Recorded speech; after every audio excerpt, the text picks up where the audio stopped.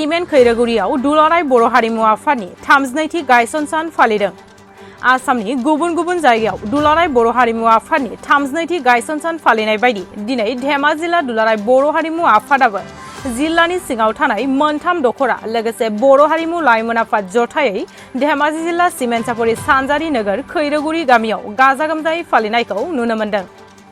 धेमाजि जिल्ला दुलाराय बर' हारिमु आफाद, सिमेन्ट दखरा हारिमु आफाद, सिमेन्ट लाइमोन हारिमु आफादनि जानो गोनां मावखुलियाव बर' माहारियारि आफादनि गुबुन गुबुन दैदेनगिरि बिथांमोनखौ लानानै फालिदों। बे गायसन सानखौ मेहेरगोनाङै फालिदों।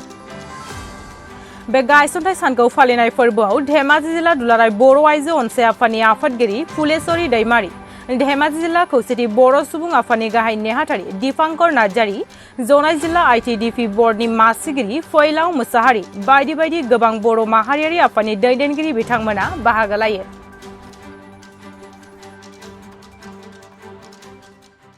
गिबियावनो नोंथांमोननि मिडिया पार्सननिसिम आं गिबियावनो नोंथांमोननिसिम साबायखर। दिनै जोङो दुलाराय बर' हारिमुआ आरो जोंनि नैबे साखाथियाव थानाय गामिनि रायजो राजा बिथांमोनाबो जोंखौ माने हेफाजाब होफैदों। बेनि थाखायनो जोङो जोबोद गोजोननाय मोन्दों। जोङो बे जोंनियाव दा जोङो बेवहाय माने मोनथाम दखरानि जोङो जयैनो खुंनाय जादों। मानो होनोब्ला गुबुन गुबुन दखराफोरा गावबा गाव दखरायावनो खुंनाय जादों।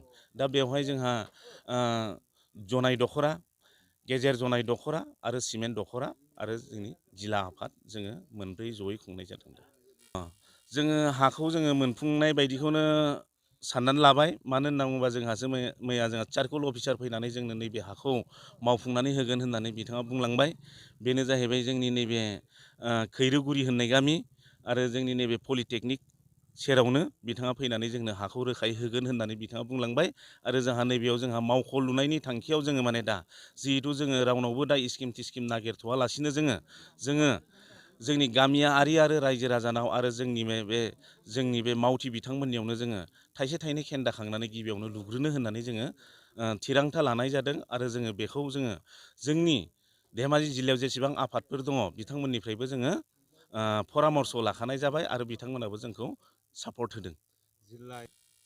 फैबाय थानाय समाव जोङो जेरैहाय गोदो गोदायनि आबै आजौनि दिननिफ्राय जिथुनाखि जोंनियाव रिति निति नेम दङ, जोङो बैफोरखौ लानानै जोङो जाथिनि हारिनि गाननाय जोमनाय दानाय लुनाय आरो जोङो मोसानाय मुसुरनाय आरो जिहेथु जोङो माने खौसेयै थानाय गासैखौबो बर'नि गेजेराव जेसेबां जाथि माहारि आरो जोंनि जाथिनि हारिनि हारिमुखौ जोङो लाखिलांनो थाखाय जोङो माने थागथियारि आरो जोङो माने माखासे थालांनाय जिनिसफोरखौ जोङो बयखौबो रायजो राजाखौ फोजाबफिनखांनो थाखाय जोङो रेडि। मानो होनना बुङोब्ला जिहेथु जोंनाव हारिनि हारिमुवा सोलिगासिनो दङ, नाथाय बिनि गेजेरजों जोंहा गेजेर गेजेर मोनफा मोननै माने एफा एनै गोरोन्थि जालांबाय थानो नागिरदों। बेनिखायनो जोङो बुहुमाव बर' हारिखौ जोंनि नैबे हारिमुखौ लानानै जोङो माने इउनाइट खालामनो थाखाय जोङो नाजागोन। जिहेथु हारिया जोंना मोनसे लामाजोंनो थाङो आरो जोंनि हारिनि गाननाय जोमनाय दानाय लुनाय गासिबो जाहाथे माने जोङो माने मोनसे लामाजोंनो थांनो हानाय आरो मोनसे इउनाइटलि जोङो माने मोनसे प्लेटफर्मावनो थानानै नैबे हारिमुनि फिरफिलाखौ लानानै आरो हारिनि हारिमुखौ लाफानानै जोङो जाहाथे माने थांनानै थानो हायो, जों बेखौ नाजालांबाय थागोन आरो नाजागोन।